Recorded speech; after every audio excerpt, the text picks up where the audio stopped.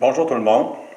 Bienvenue à l'Église baptiste de Lennoxville en ce dimanche 17 mai 2020. Le titre ce matin, la vision ne passe pas toujours par les yeux. J'ai vu un petit bout d'un reportage cette semaine que j'ai trouvé intéressant, qui avait rapport avec un couple de personnes non-voyants, deux personnes aveugles, qui étaient entrepreneurs et qui faisaient l'élevage de canards. Et je me suis dit, quel couple intéressant ou quel courage que ces gens-là pouvaient avoir et aussi quelle vision ils devaient avoir pour voir ce qu'ils ne pouvaient pas voir. Et c'était quelque chose de les voir en train de ramasser des œufs et ainsi de suite sans pouvoir voir. Ça m'a fait réfléchir à ce qu'on regarde ce matin.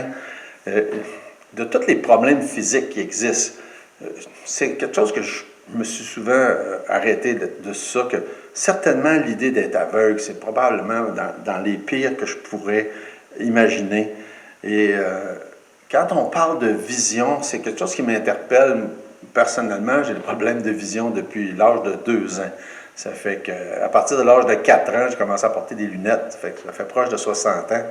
Et puis, c'était pas vraiment commun à cette époque-là, dans des jeunes enfants, de porter des lunettes. Puis là, ma vue, elle se détériore ou elle diminue constamment. Puis encore dernièrement, là, ça fait 2 mois, j'ai eu un problème d'irritation de la rétine. Puis là, je voyais vraiment pas bien. Là, ça s'améliore. C'était temporaire, puis c'est vraiment en train de s'améliorer. Mais c'est toujours un sujet qui m'interpelle, tout ce qui concerne la vision. Et je suis conscient que physiquement parlant, ma vision, là, elle baisse, puis elle baisse. Et ce matin, c'est plaisant parce qu'on parle de vision avec l'idée que la vision ne passe pas toujours par les yeux et qu'on peut avoir une vue très faible physiquement et quand même avoir une bonne vision spirituellement. On a commencé des études dans le livre d'Ésaïe la semaine dernière et dans beaucoup de livres, le premier chapitre, ça sert de présentation, d'introduction. Ce n'est pas le cas avec le livre d'Ésaïe. Il y a un verset 1 nous situe dans le temps, et tout de suite après ça, au verset 2, là, il rentre tout de suite dans le vif du sujet. Puis, comme on dit, ça commence raide, Ésaïe ne va pas avec le dos de la cuillère. Dès le verset 4, malheur à la nation. Le chapitre 5, c'est un autre exemple de ce que c'est un message dur, c'est une série de malheurs, malheurs. Des fois, on pourrait se demander qu'est-ce qui donne à Ésaïe cette autorité-là de parler de cette manière-là envers et aux dirigeants de son époque. Quand on arrive au chapitre 6, là, on se dit, ah ben ouais, ok, on comprend un peu mieux quand on voit justement sa vision. Puis c'est là qu'il se présente au chapitre 6. Comment se fait qu'il est en train de faire ce qu'il fait? Puis il explique comment est-ce que Dieu l'a appelé à faire ça. C'est vraiment une vision spectaculaire, spéciale, pas commune là, qu'on voit dans Ésaïe chapitre 6. Je sais que plusieurs vous êtes déjà familiers avec ce passage-là. Et c'est d'ailleurs pour ça que ce matin, au lieu de commencer avec le chapitre 1, on va commencer avec le chapitre 6 parce que c'est là où Ésaïe se présente et puis justement présente sa vision puis son appel. On va prier. Seigneur, notre Dieu, on est devant toi encore pour te dire merci, on est reconnaissant pour l'opportunité qu'on a d'être là, de te connaître, d'avoir ta parole entre les mains, de pouvoir avoir les frères et sœurs qui, même si on n'est pas physiquement ensemble, qu'on est ensemble, on fait partie du corps de Christ qui est l'Église. Et Seigneur, on est reconnaissant pour le merveilleux don gratuit de la vie éternelle qu'on a en Jésus. Je te prie, Seigneur, que tu bénisses le restant de cette journée et particulièrement le temps qu'on va passer ensemble dans ta parole. Dans le nom de Jésus. Amen.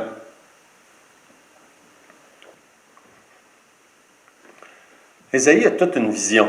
Et puis, ça nous amène avec la pensée qu'on peut avoir besoin, nous autres aussi, d'une vision de Dieu. Maintenant, je vais mettre un bémol quand je dis ça, parce qu'il y a encore une portion assez grande là, du monde évangélique qui croit qu'il existe encore des visions, des manifestations de toutes les sortes, des miracles, etc. C'est pas de ça qu'on parle. On parle pas. Ce genre de vision-là, dont les gens parlent, est révolu. La révélation de Dieu est terminée. Le temps des manifestations miraculeuses est passé.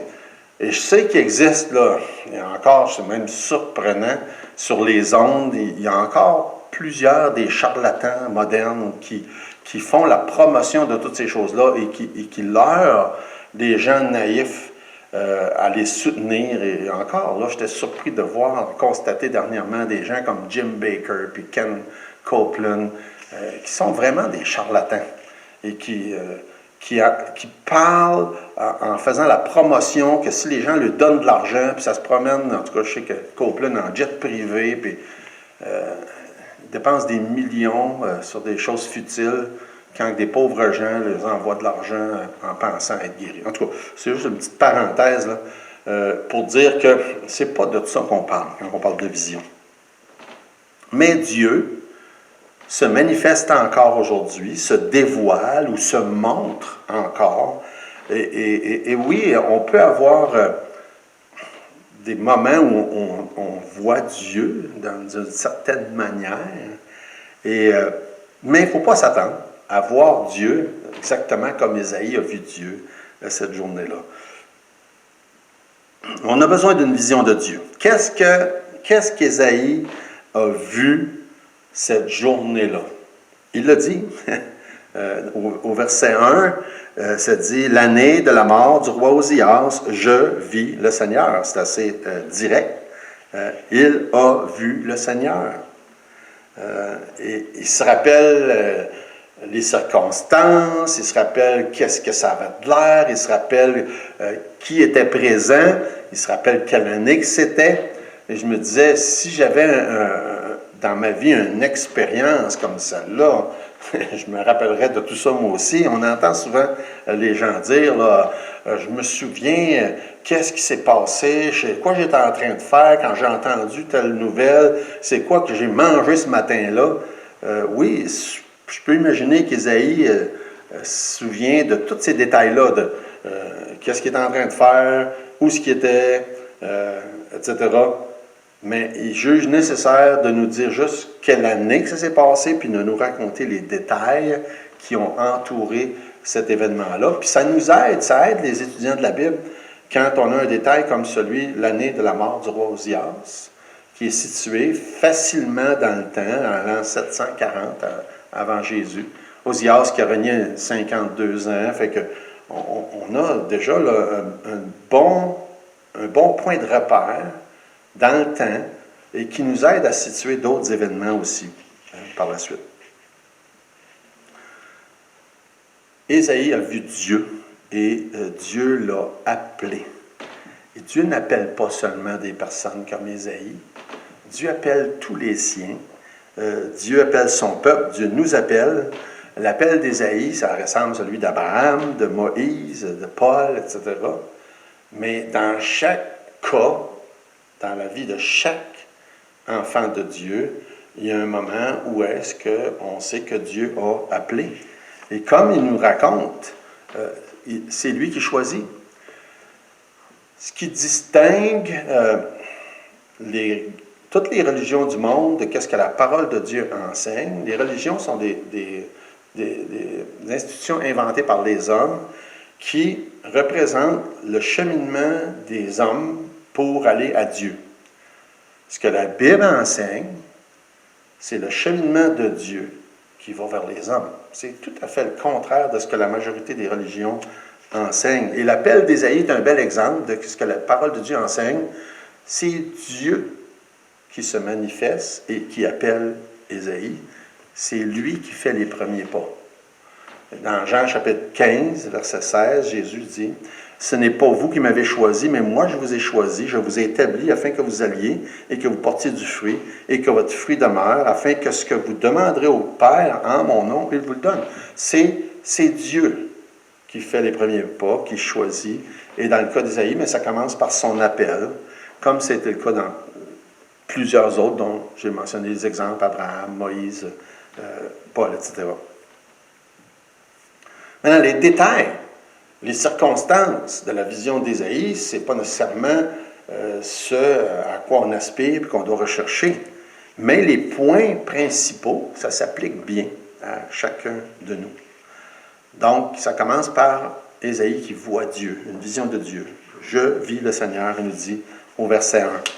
Il nous situe avec la mort du roi Osias. Osias est mort, il n'est plus sur son trône, mais Dieu, quand Ésaïe voit Dieu, Dieu est sur son trône. Et ça, c'est intéressant de constater ça.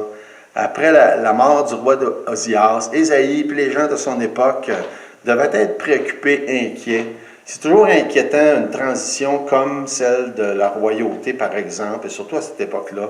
C'est beaucoup d'instabilité que ça représente et ça pouvait apporter beaucoup d'inquiétude. Et quoi de plus rassurant que de voir Dieu?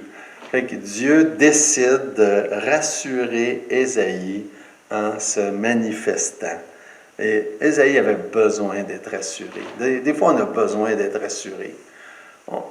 Tout autour est instable. Dans ce qu'on est en train de vivre aujourd'hui avec le fait que la pandémie dans le monde, puis peut-être pas autant la pandémie que tout le reste qui se passe avec l'arrêt de l'économie, puis l'isolement, etc. Et ça nous affecte. Et quoi de plus rassurant que de se rappeler que Dieu est sur son trône. J'espère que vous prenez une petite pause et que vous pensez à ça. Ésaïe a vu Dieu assis sur son trône. Et Dieu, aujourd'hui, au moment où on se parle, au 17 mai 2020, est assis sur son trône. Rassurez-vous avec cette pensée-là. Oui, Ésaïe avait besoin d'être rassuré et Dieu lui est apparu et s'est manifesté à lui. Et quand il a vu Dieu, il l'a vu assis sur son trône, dans le temple, en tant que roi souverain, avec tout ce qui vient avec. Et ça, c'est une idée, c'est une pensée très, très rassurante. Ce qu'il a vu, c'est sûr que ça dépasse l'imagination.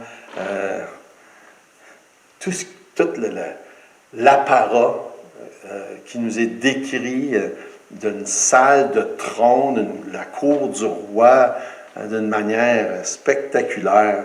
Maintenant, il n'est pas question du temple de Salomon, là où Osias, le roi, était, mais il est question du temple céleste, éternel de Dieu. Et ce n'est pas un roi tel qu'Osias qui est là. C'est le roi des rois. Maintenant, juste une pensée importante et intéressante pour chacun ce matin. On apprend dans le Nouveau Testament que c'est Jésus qu'Ésaïe a vu. Vous allez peut-être être surpris par ça, mais c'est ce que ça dit. Ésaïe a vu, assis sur le trône, Jésus, le roi des rois, la manifestation visible humaine de Dieu, c'est Jésus. Et qu'est-ce qu'on appelle la préexistence de Christ avant son incarnation. Et Ésaïe a vu un aperçu de ça. Parce que ce que la Bible nous enseigne, c'est que Jésus existe en tant que deuxième personne de la Trinité depuis toujours. Ça fait que même si on le voit incarné il y a 2000 ans, il existait avant ça. C'est pour ça qu'on parle de la préexistence de Christ. Et quand on lit dans Jean chapitre 12, Jésus parle et le Père parle, puis à un moment donné, c'est Jean qui parle. Fait qu'il faut vraiment lire là, pour se retrouver. Mais quand on lit par exemple au verset 28 là, dans Jean 12, ça dit Père, glorifie ton nom. Ça, c'est Jésus qui parle au Père, évidemment. Puis une voix vint du ciel. Je l'ai glorifié et je le glorifierai encore.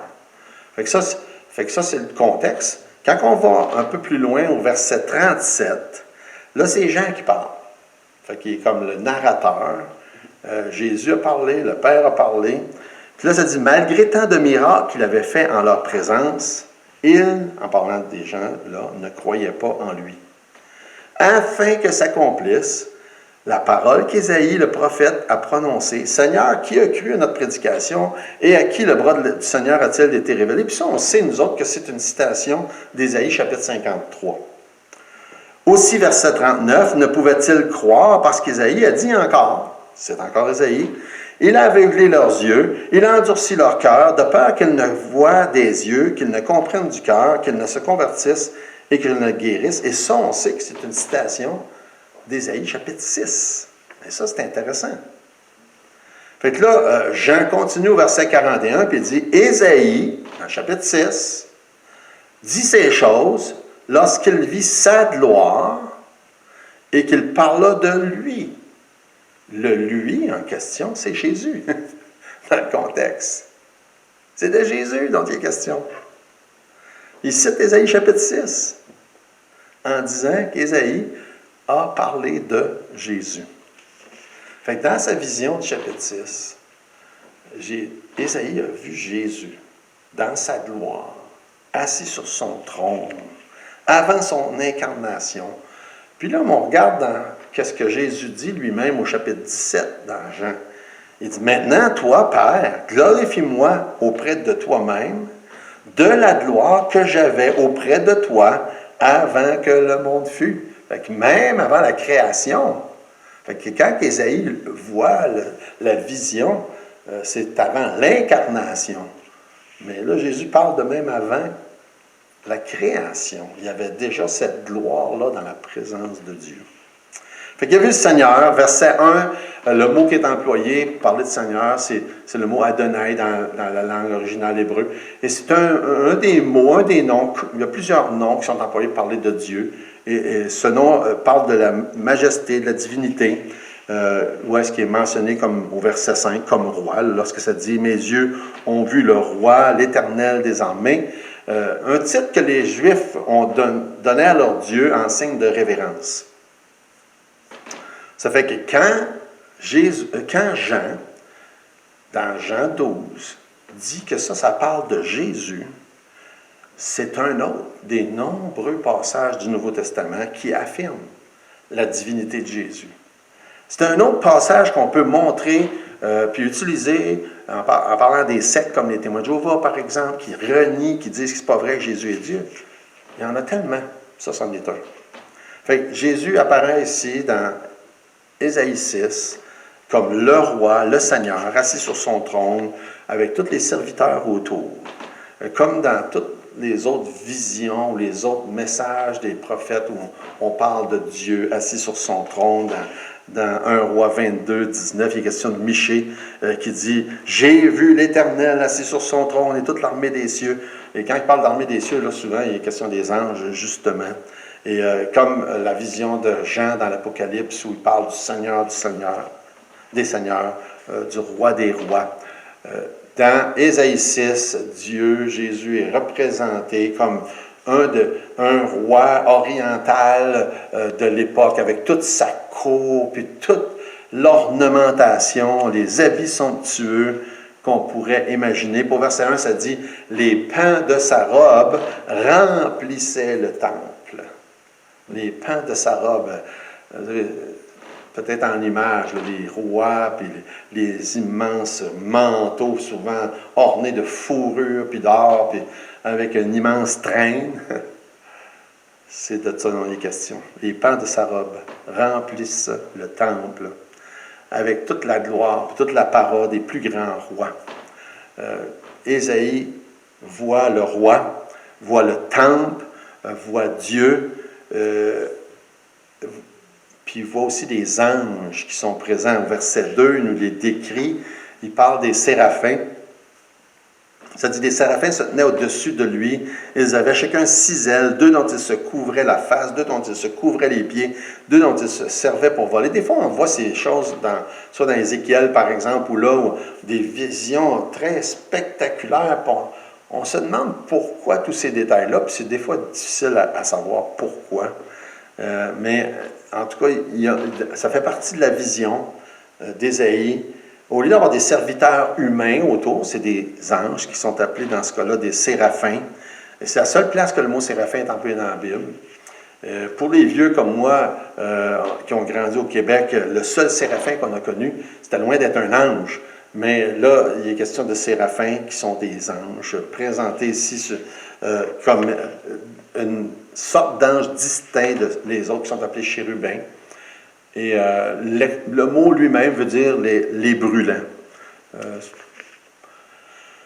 Souvent, c'est le même mot qui est traduit dans d'autres places, les serpents brûlants. Pas nécessairement parce que le mot serpent dans ça, c'est juste que c'est le mot brûlant, puis selon le contexte, ce qui était brûlant, c'était les serpents. Là. Mais l'emphase est vraiment la signification du mot sur l'aspect brûlant. On n'est pas sûr pourquoi. Le sens brûlant peut être brûlant encore en rapport avec leur service de prendre la pierre brûlante sur l'autel pour ôter les péchés d'Ésaïe. Brûlant, référant peut-être à la pureté du feu. Brûlant aussi peut-être en rapport avec le feu de l'autel et la notion de leur service dans le temple. En tout cas, c'est des créatures spéciales décrites avec 6 ailes. 2 pour se voiler les yeux, 2 pour se voiler les pieds, 2 pour voler. Encore là, l'imagerie de ça, possiblement que les anges, pas plus que les êtres humains, ne pouvaient ou ne peuvent supporter d'être dans la présence de la gloire de Dieu, puis de survivre. Comme on voit dans Exode, par exemple, où est-ce que dans le chapitre 3, ça dit « Je suis le Dieu de ton père, le Dieu d'Abraham, le Dieu d'Isaac, le Dieu de Jacob. » Moïse se cacha le visage, car il craignait de regarder Dieu. Et dans Exode 33, verset 20, « Tu ne pourras pas voir ma face, car l'homme ne peut me voir et vivre. » Fait qu'on peut imaginer que c'est la même chose pour les anges, là. Se couvrir les pieds, encore là, une autre allusion à la sainteté de la présence de Dieu, tout comme l'expérience de Moïse, par exemple, où est-ce que ça dit dans Exode 3, Dieu dit « T'approche pas d'ici, ôte tes souliers de tes pieds, car le lieu sur lequel tu te tiens est une terre sainte. » Fait que, possiblement encore, cette imagerie-là de la sainteté de la présence de Dieu, donc qui se couvre les pieds, puis les 2 pour voler, ça, on n'a pas besoin d'expliquer. 2 ailes qui servent à voler, c'est pas mal évident. Donc, 2 qui se couvrent le visage, 2 se couvrent les pieds, 2 pour voler. Ça fait des créatures bien spéciales et justement, de là aussi l'idée, parce que certains disent, si c'est traduit ailleurs, serpent brûlant, peut-être que c'est des créatures avec une certaine forme ou allure de serpent, mais ça ne se peut pas de la manière qu'on nous les décrit là. Fait que les séraphins sont représentants du respect de la gloire de Dieu et leur rôle premier dont on nous parle, c'est de louer et glorifier Dieu en répétant « Saint, Saint, Saint est l'Éternel des armées, toute la terre est pleine de sa gloire. » Fait que c'est ce qu'Ésaïe voit.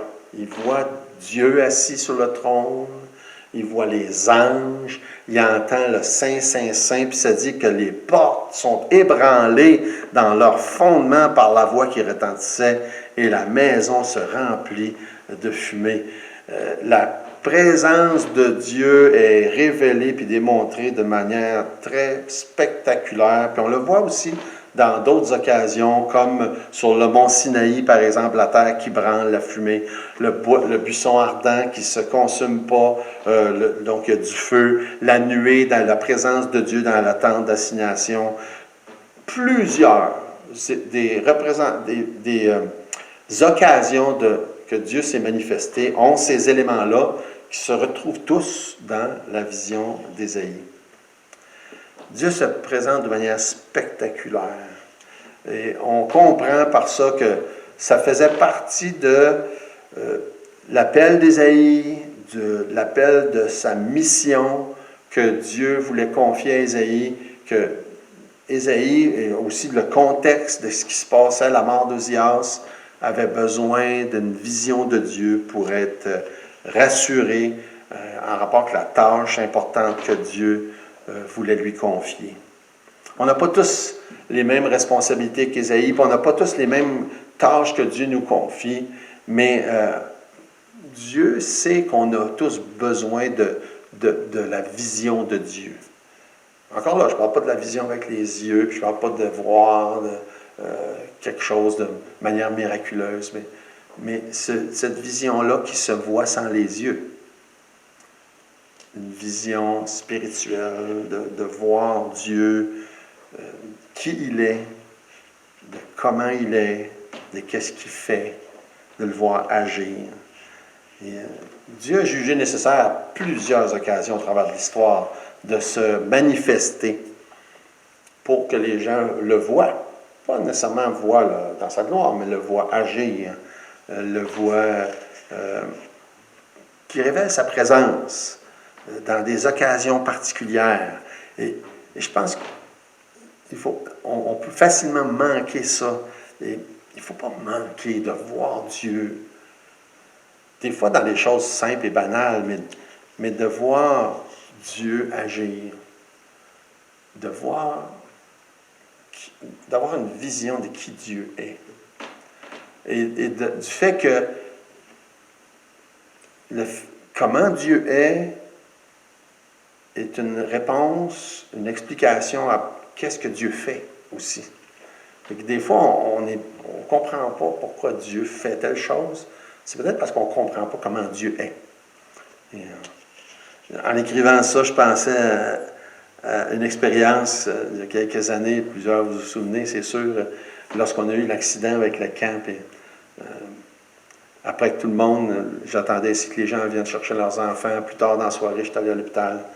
Et je me suis retrouvé dans une salle d'attente avec Marcel. Puis Carmen se faisait opérer, je pense, à ce moment-là. Puis à un moment donné, on était tout seul dans une salle d'attente, les lumières tétanisées, puis on était vraiment là, émotionnellement assez ébranlés tous les deux. Et Marcel a dit une chose que je me suis pas toujours me rappeler, il dit, on a vu Dieu agir. Et des fois, on manque de voir Dieu agir. Des fois, il y a des moments comme ça, puis ça, c'est un moment assez critique pour nous autres, pour tout le monde qui était impliqué, pour les parents, les enfants, etc. Mais des fois, on manque de voir Dieu agir. Et surtout, on manque de voir Dieu agir des fois quand ça va pas bien. Mais c'est surtout là qu'on le voit agir la plupart du temps. Et on a tendance à voir juste le mauvais côté des choses. Et pas voir que même quand ça va pas bien, Dieu agit. Et ça, c'est un exemple, ça va toujours me rappeler de ça. Je pense que des fois, Dieu envoie des anges dans nos vies, dans nos circonstances, et que quand ça va pas bien, et pour intervenir, pour que ça aille moins pire que ça aurait pu aller. Et je pense que c'est probablement ce qui s'est passé cette journée-là, quand on a eu l'accident au camp. Et juste le simple fait de faire la réflexion. On a vu Dieu agir. Et il y a des fois que on devrait faire cette réflexion-là.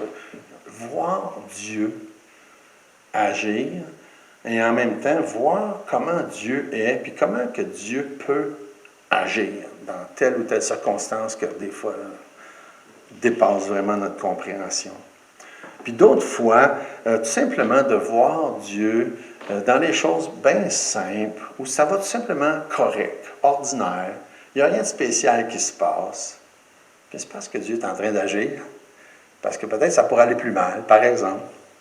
Ou d'autres fois, Dieu nous fait un petit clin d'œil en répondant à une prière.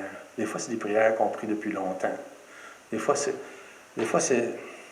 des choses qu'on s'attend qu'à un moment donné, peut-être que ça ne va jamais arriver. Puis là, Dieu intervient. Donc, on a besoin de voir Dieu, et Dieu le fait.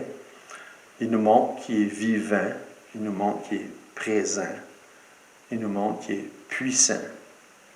Et on a besoin de le voir. On a besoin de voir aussi que Dieu est saint, que Dieu est pur, que Dieu est souverain, puis que Dieu est sage, puis qu'il connaît toutes choses.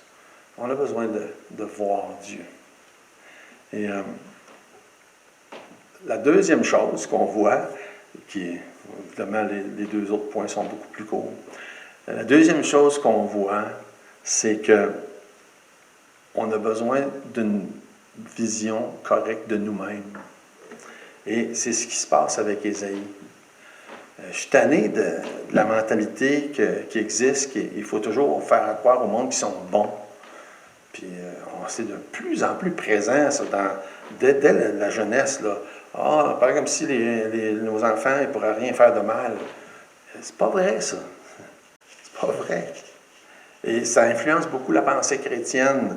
Et c'est triste là, de voir qu'il y a un problème là, dans les milieux évangéliques où est-ce que les gens parlent plus d'estime de soi, de la valeur humaine, des droits, que de la sainteté de Dieu. Puis de Dieu lui-même, de comment il est. C'est important de voir Dieu. Puis ce que ça l'a fait chez Ésaïe, c'est que ça l'a amené à se voir lui-même comme qu'il devrait se voir. Et la prochaine fois qu'on voit, verset 5, ça dit « Alors, après avoir vu tout ça, Ésaïe s'est dit « Mais malheur à moi, malheur à moi. » C'est intéressant parce qu'au chapitre 5, il y a toute cette série-là de malheur à ci, malheur, malheur, malheur, malheur, en condamnant les autres. Puis, si on comprend comme faux la vision qu'il nous raconte au chapitre 6, là, ça s'est passé avant qu'il écrive tout le livre. Là. Hein, si vous me suivez, là. Fait que, donc, le malheur à moi, il l'a dit avant d'écrire le malheur aux autres. Et ça répond à la question du début. C'est qu'est-ce qui lui donne l'autorité de faire ce qu'il fait puis de dire ce qu'il dit? C'est ça. C'est cette expérience-là de la vision de Dieu puis de sa réaction à la vision de Dieu, de comment il s'est vu lui-même. Quand il a vu Dieu, dans sa pureté, dans sa sainteté, dans sa toute-puissance, il a réalisé puis il a vu son propre péché. Il s'est vu comme qui est. C'est une belle image. Plus qu'on s'approche de la lumière, plus qu'on voit la saleté. C'est tout à fait normal.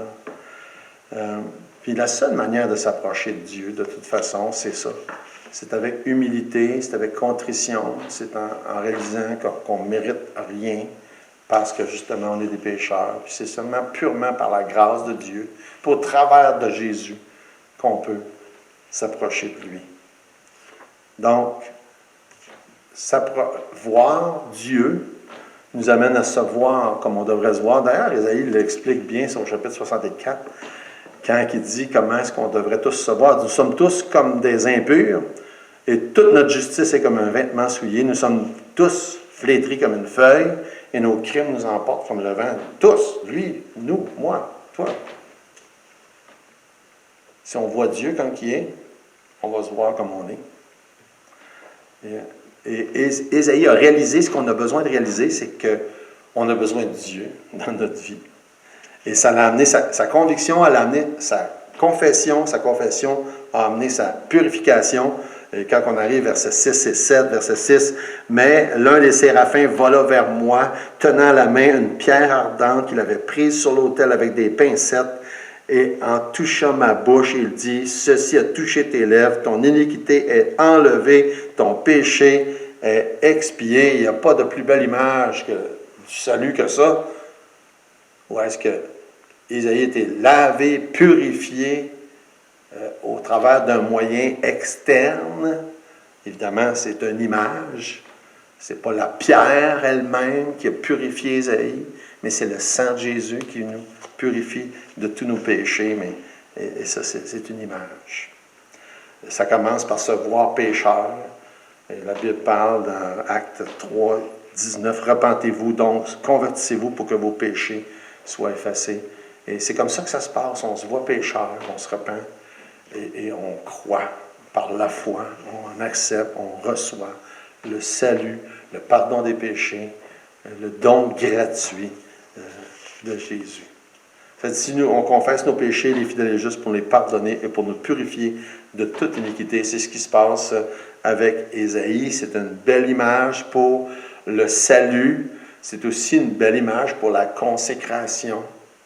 Où est-ce qu'on a besoin de se voir pécheur puis de se mettre au pied de la croix et de laisser Jésus contrôle et dirige notre vie. Fait qu'Ésaïe a vu Dieu, il s'est vu tel qu'il est, ça l'a amené à se repentir, puis à être purifié, puis à être sauvé. Et puis, il a aussi vu la mission que Dieu voulait lui confier. C'est la même chose pour nous autres. On a besoin de voir Dieu, on a besoin de se voir pécheur et d'être sauvé pour pouvoir voir et accepter la mission qu'il voudrait nous confier. Ça dit au verset 8, « J'entendis la voix du Seigneur disant, « Qui enverrai-je et qui marchera pour nous? » Je répondis, « Me voici, envoie-moi. » On ne peut pas faire autrement que d'appliquer ça à nous autres. En tout cas, moi, je ne peux pas faire autrement. Dieu pose la même question aujourd'hui. Qui enverrai-je? Qui enverrai-je? Hein, on pense, quand on entend ça, Dieu va envoyer ou va nous envoyer ou envoyer quelqu'un à l'autre bout du monde. Ça dit ça dans Actes 1:8, vous serez mes témoins, vous recevrez une puissance, le Saint-Esprit survenant sur vous, vous serez mes témoins à Jérusalem, dans la Judée, dans la Samarie et jusqu'aux extrémités de la terre. Et Dieu peut, puis Dieu va envoyer certaines personnes aux extrémités de la terre. La majorité des gens ne sont pas envoyés aux extrémités de la terre.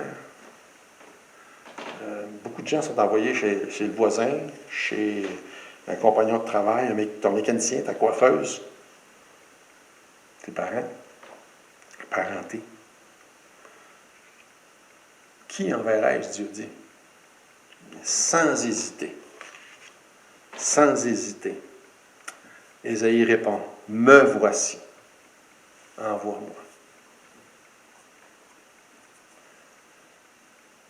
On a tous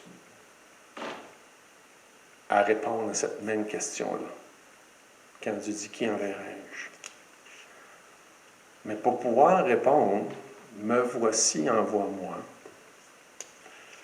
on doit d'abord voir Dieu, qui il est. On doit voir Dieu, on doit se voir comme on est, pécheur, se laisser purifier. On doit voir c'est quoi la mission, puis accepter. Dans le cas d'Ésaïe, la mission était simple, puis c'est la même aujourd'hui, c'était de dire aux autres le message de Dieu. Maintenant, Ésaïe, dans son contexte, à lui, il y avait un message plus de condamnation, et Dieu lui dit même dans le restant du chapitre 6 qu'il y en a très peu qui vont croire, il va juste avoir un reste à la fin. Et ça a une portée prophétique importante qu'on va voir beaucoup plus tard.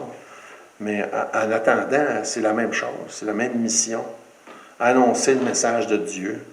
Et c'est sûr que la réaction va être sensiblement la même. La majorité ne croit pas. Il est large que le chemin qui mène à la perdition, puis il est étroit le sentier qui mène à la vie éternelle. Fait que la majorité ne croit pas. Mais c'est pas grave.